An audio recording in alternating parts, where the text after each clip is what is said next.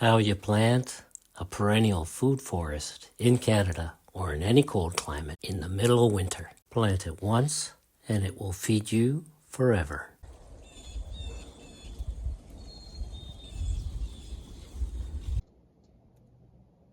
Good afternoon and welcome to Willow's Green Permaculture. Today I'm going to share with you how you winter sow a whole bunch of native perennial food forest species that you only need to sow once and then you harvest them forever. And these are the type of things that require cold, and we are going to sow them. Now it's the middle of winter, we're the end of January, there's snow everywhere. I've done this type of video in the fall. Well, I'm going to show you how you do it when it's the middle of winter and the ground's covered in snow. So if this is something you're interested in, then let's get started.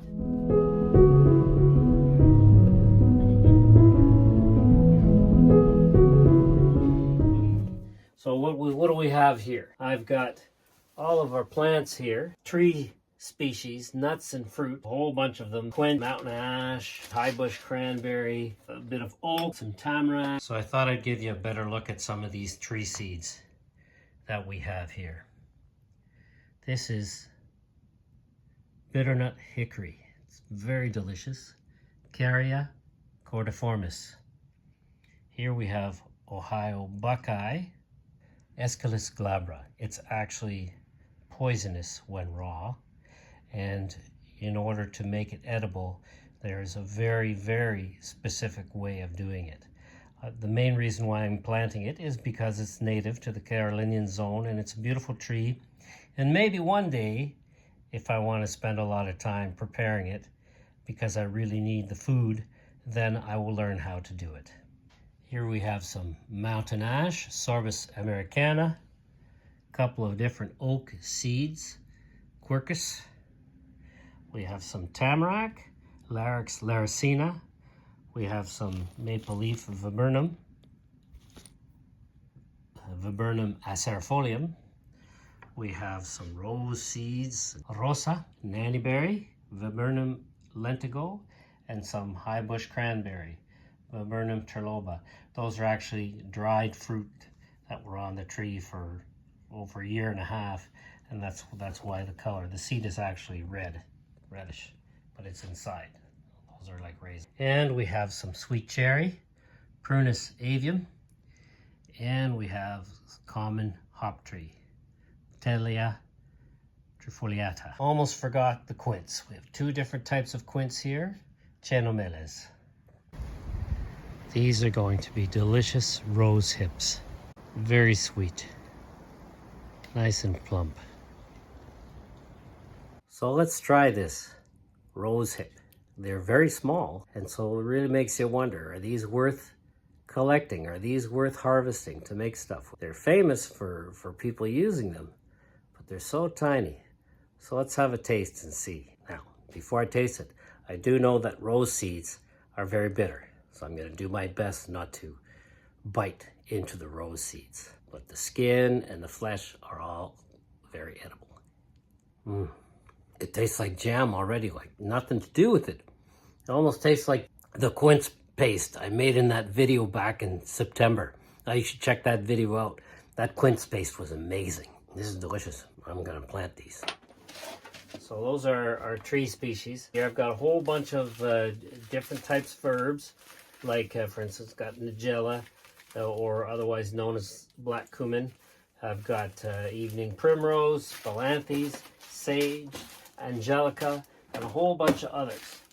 I've got some food species like salsify and rhubarb, and some native ground cherry, and some camelline, which will give us some oil, and a type of perennial garlic, and then a whole bunch of other stuff in here.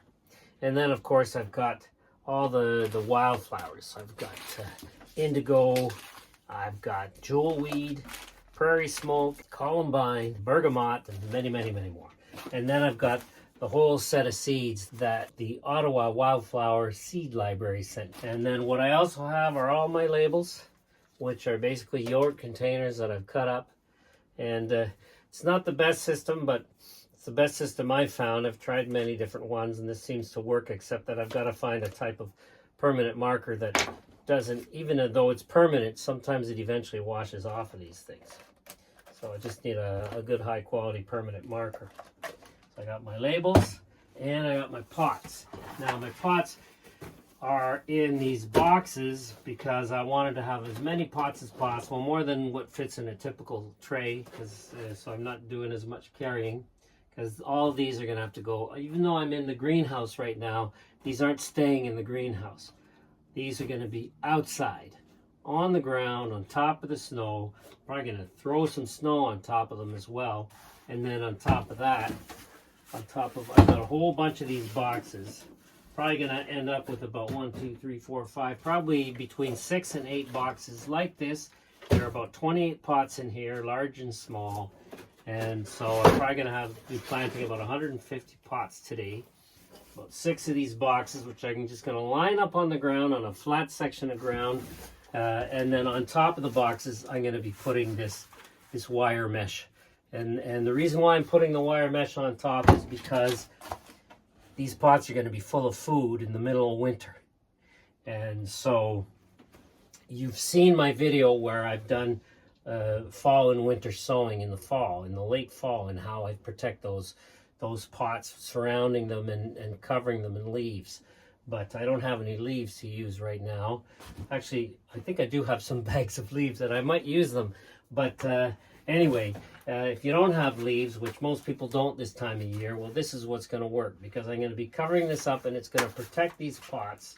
I'm going to weigh this down on top of the pots. It's going to protect the pots from animals that might want to dig in there and eat all these delicious seeds, because it's the middle of winter, there's snow everywhere, and so the food is a little harder to find for the animals. And so if they can find something easily, then it's a buffet to them. And I don't want them to eat all this, so I'm going to be covering them with that, with this mesh, and weighing it down. Now, where I'll be placing this will be in a spot that is exposed to the snow, is exposed to the rain, is exposed to the sun. It shouldn't be up against a wall under an overhang, because it needs to get the snow, it needs to get the rain, it needs to get the sun. It also shouldn't be, for example, up against a south-facing wall, because those south-facing walls, they melt the snow a lot faster, even when it's really, really cold. So it gets hot during the day sometimes, but at night it still gets freezing cold, and so that's too much of a differential in the temperature between day and night. So it's not good for this type of thing. You want to imitate nature, and so I'm going to be basically placing these in a partially shaded area of a woodland where they will get lots of sunlight, because there are no leaves in the trees, so they'll get lots of sunlight. And they'll also get lots of rain, snow, or whatever, you name it, and it's flat. I need it to be flat as well. And then they'll be covered up with this stuff. And the other reason why it's important for me to put it in a sort of like a woodland type situation is there will be other food around for the animals to eat that are there. Okay? If I put it in a place where there's nothing else and some animals come across this, well, they might more easily smell the food that's in here, the seeds that are in here, if there's nothing else there, if it's in like just a flat area that, I don't know, just has grass or something under the snow. And so that's the reason for the positioning. So now we're going to get started. I've got my potting mix here. This is the potting mix I like to use. I find it reasonably priced. It's organic. It's got mycorrhizal fungi in it. And I just find it high quality. Eventually I'd like to make entirely my own mixes. I do often do that in the springtime, but through the winter, I don't have access to my compost. It's all frozen. So in the wintertime and early spring, this stuff will do. Oh, and I forgot to mention, I've got a few pawpaw seeds here. Now, I planted most of the pawpaws from this year in the fall, but I want to try a few winter sowing here, like in the middle of winter. And so we'll give these a try. Now I'm going to start filling my pots up. Now I'm just going to take this and just start filling it. Some people like to dampen their potting mix. But I like to put it in dry because I like it to be fluffy. I like all that air in there because that's what the roots need. And so I just drop it in.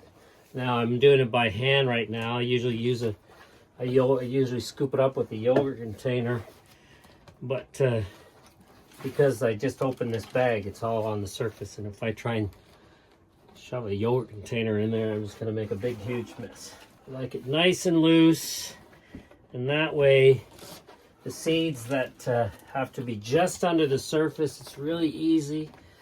I just don't quite fill up the pot, and then I just throw a little bit more on top.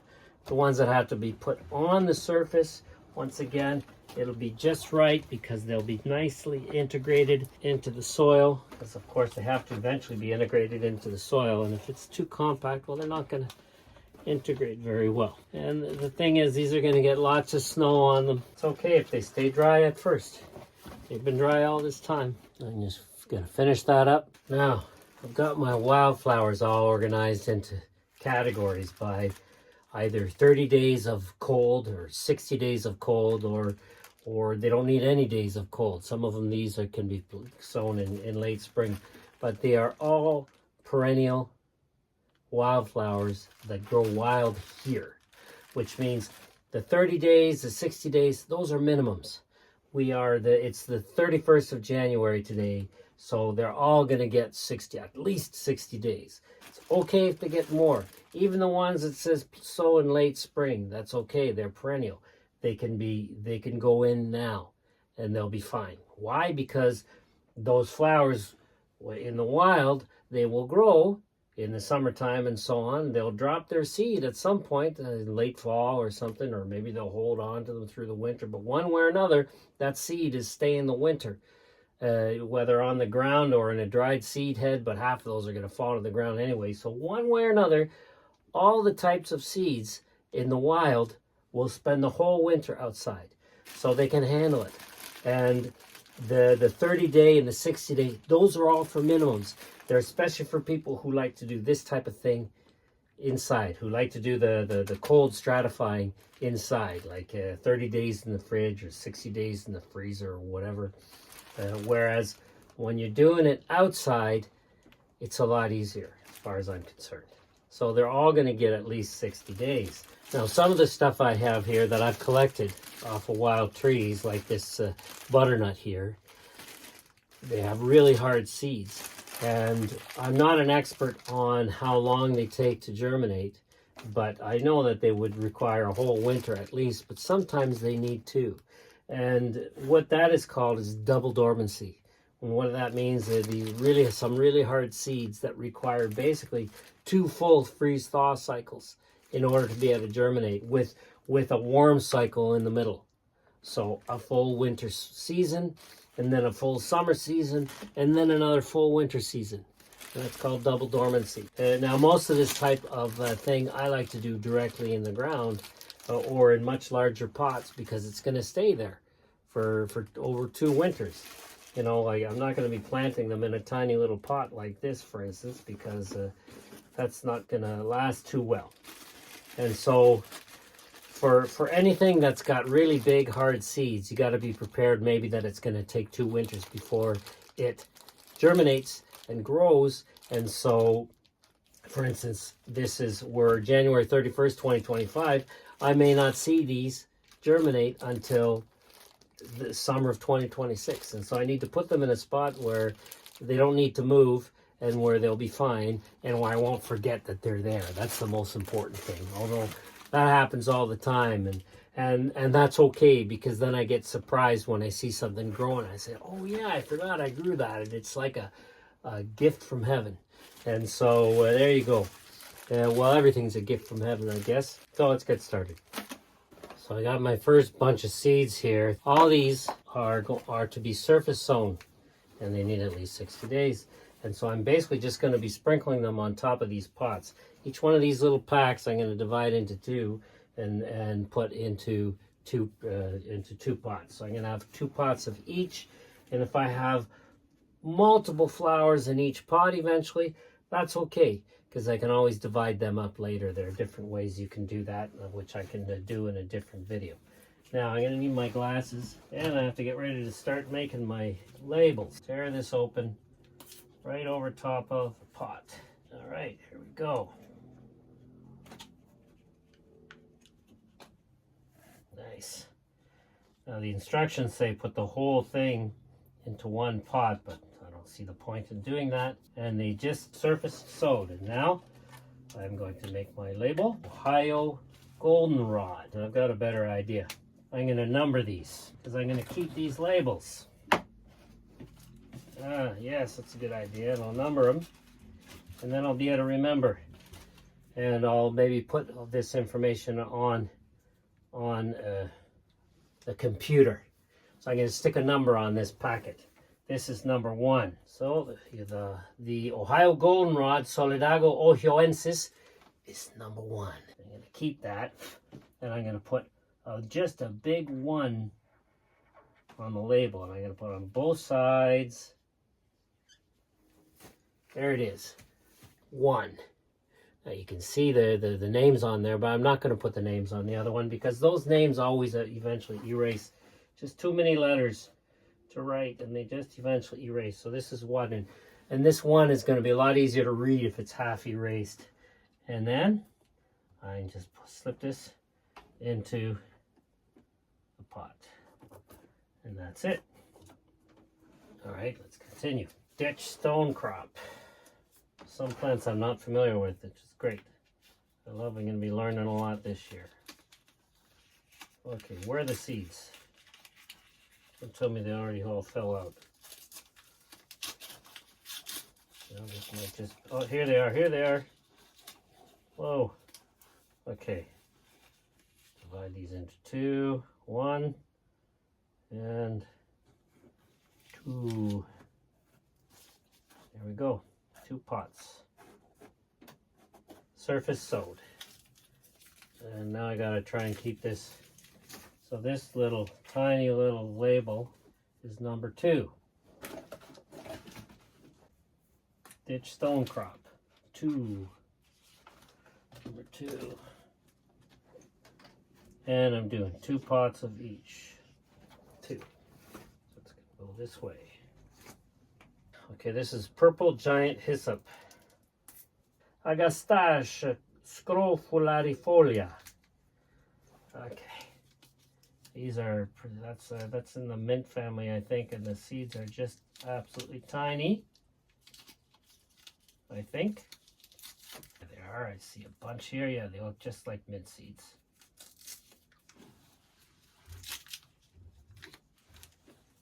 See, I'm just pouring them on top, these ones. And so this is going to be number 3.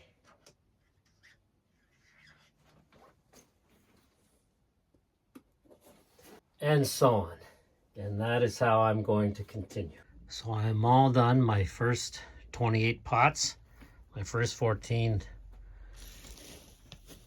native wildflowers. As you can see, the seed is just on top of the soil like this. These are what's called surface sowed. I'm just pressing them into the soil a little bit, sort of imitating the action of the rain.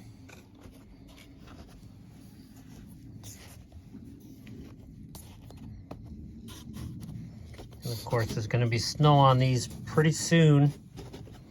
And as you can see, there are the numbers on all the labels. And in front of each label, there are 2. So this is the Ohio Goldenrod, 1 pot, 2 pots. This number 2 here facing this way, 1 pot, 2 pots, and so on. Each has 2. And here are all our numbers. And so I'm going to take a picture of this. I'm just going to take a screenshot later right off the video. And in case the screenshot's enough, well, I can also do this. 1, Ohio Goldenrod. 2, ditch stone crop. 3, purple giant hyssop. 4, fox sedge. 5, Riddle's goldenrod. 6, yellow giant hyssop. 7, Ohio goldenrod.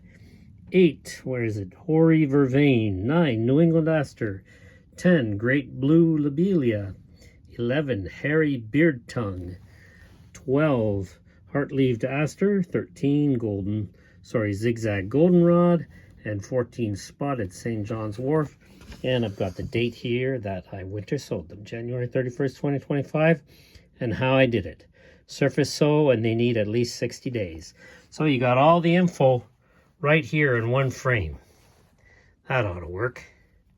I'll finish this one box. Today I plan on at least doing these other three. My priority is to get these wildflowers done. And I got all these back in their bag. Let's go on to the next one. Got another pack of 60 days. We want to start with these ones just in case I run out of time. These ones are sowed just below the soil. So I'll show you how I do that in a minute.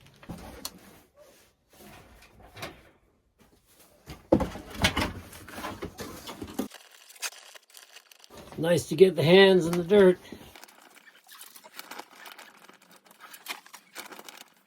Now I've prepared these pots to have a little bit of space in the top and to be able to add a little bit of soil afterwards, because this next pack that I'm going to be doing, they say to sow just below the surface.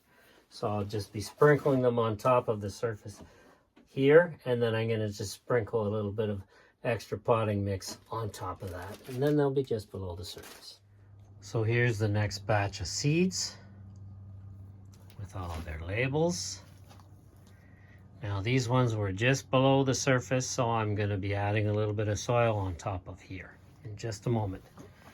Here are the numbers. Once again, these seeds come from the Ottawa Wildflower Seed Library. Donate seeds to see the reestablishment of native wildflowers in the area. And so we got number 15, swamp rose mallow, giant ironweed, nodding onion, dense blazing star, rough blazing star, Canada honewort, devil's beggar ticks, flat top white aster, New Jersey tea, eastern hop hornbeam, upland white goldenrod, blue stemmed goldenrod, closed bottle gentian, and fireweed. Now I'm just going to sprinkle some little bit of soil just to cover these seeds up. Just a little. Just need to be lightly covered. Now, on the packets, some of the packets said, rather than just below the surface, they said a 1/4 inch deep or 1/8 of an inch deep. Well, that's about the same thing. As far as I'm concerned, a 1/4 inch deep or an 1/8 inch deep, 1/8 inch deep, that's just below the surface. So there we go. Now we got all these seeds covered up, and I'm ready for the next box. Here's the third box of native wildflowers. And here they are all numbered. Red columbine, eastern buttonbush, blue vervain, pearly everlasting, Virginia wild rye, common sneezeweed, big blue stem, hairy woodland brome, little blue stem grass, Mexican muhly, Canada tick trefoil. Trefoil, that means trois feuilles. There are three leaves. White heath aster, common boneset, calico aster, and lance-leaved tickseed. Corrected this one. It's number 43. So I found a few straddler pawpaw seeds in the freezer, and so I want to plant these the winter sowing way in pots in the snow, differently from the others, just to see if there's a difference. Now I'm going to be planting them with some what is this? Some shrubby St. John's wort.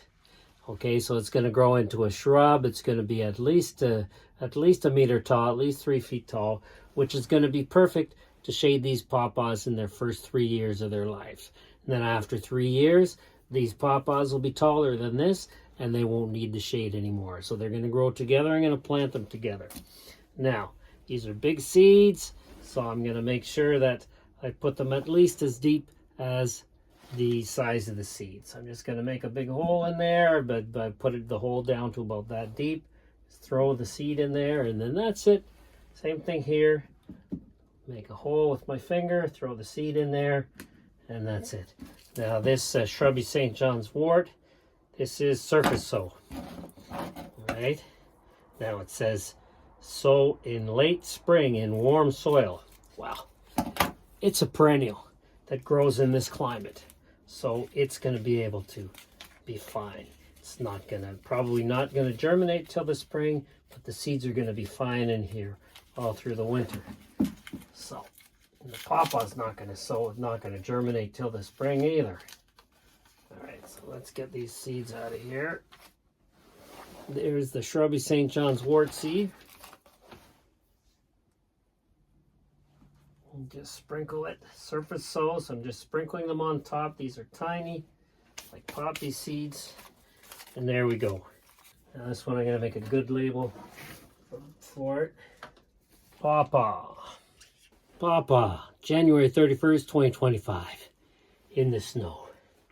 Here goes. And make another label for the shrubby St. John's wort. Shrubby St. John's wort.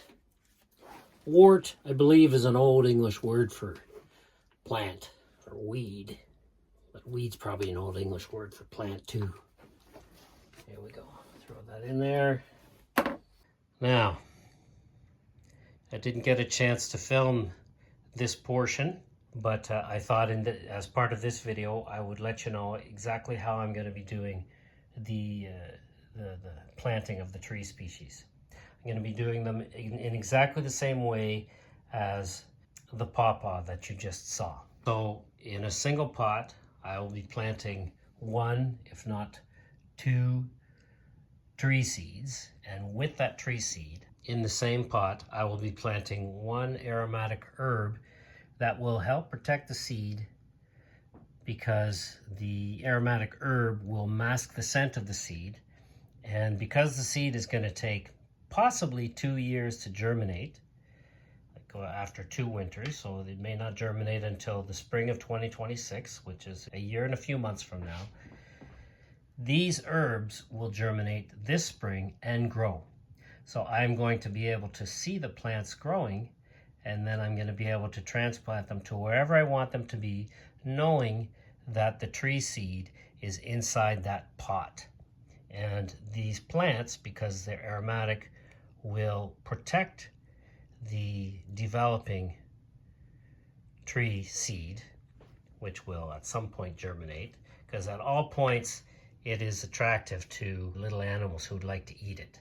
So the herbs will help protect it, and will also help me find the tree when it's starting to grow, because most of these herbs grow quite big, grow to at least 3 feet or 1 meter tall, and so they will help me identify where these little tree seedlings are going to be growing, because we just have so much vegetation in our food forest that I don't like to make clearings for new trees. I like to keep things natural, and so by having some kind of identifying herb, that will help me find my little mini tree seedlings. So what do we have here? We have evening primrose, which is Oenothera. We have yarrow, which is Achillea millefolium. We have sage, which is Salvia officinalis. We have curly dock, which is Rumex crispus. We have catnip, which is Nepeta cataria. And we have purple stem Angelica. Angelica atropurpurea. Oh, and we also have crimson bee balm, Monarda didima. I have many more as well, but I thought I'd show you these examples. These are the examples that I have on hand. And that's it. All done. All this stuff has to go outside. Yes, I'm going to bring all these out to where they're going to stay, and then I'm going to put their cover on them. There it goes. There are the 3 boxes I did today, and the pawpaws. Now I just have to get them covered in the mesh to keep the animals out. And in mid-April, when other plants start to grow, so there's food for the animals, that's when I take the mesh off. I wouldn't want it there when everything starts to grow. There's my wire mesh. I'm gonna roll it out and weigh it down with some logs from a dead tree. These 2 logs ought to do just fine. There we go. That should do. Got the pawpaws there and all the wildflowers here. All the other stuff's gonna wait for another day because I'm about to lose the light. Now I'm just gonna add some snow on top of all this. How you plant a perennial food forest in Canada at the end of January. Plant it once and it'll feed you forever. What's going on under all that snow?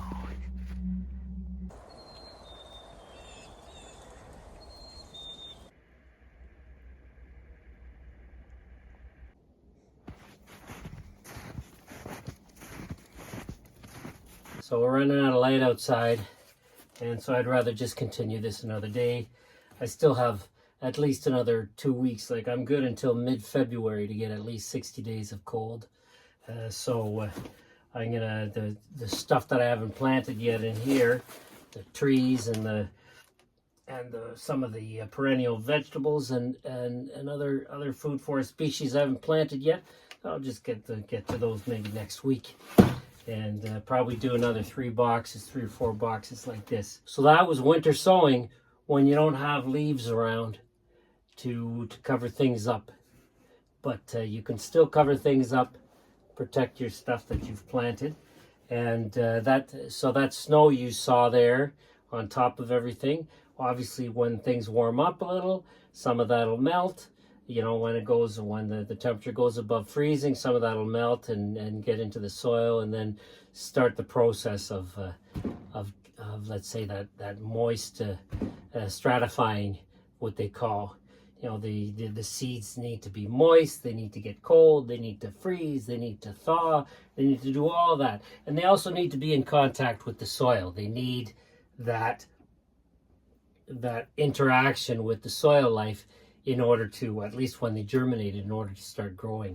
And some of the seeds, some of those hard seed shells, they also need that interaction with the soil, with the bugs and so on that are going to try and eat through them in order for them to germinate. The bacteria, the fungus, the bugs, and so on, the worms. And of course, all those guys are mostly dormant on the surface of the soil like this, so not much of that's going to happen.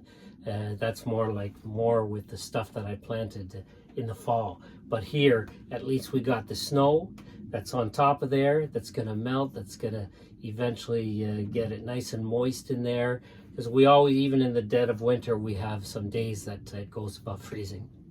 And so that's it. That's winter sowing in the middle of winter. I hope you enjoyed the video. I hope you learned something from it and you found it useful. If you learned something from it, then please share it with your friends, and don't forget to give the thumbs up. And if you haven't done so yet, then subscribe to our channel. Support what we do here just by subscribing. So thank you very much for watching. Have a wonderful week, and we will see you next time.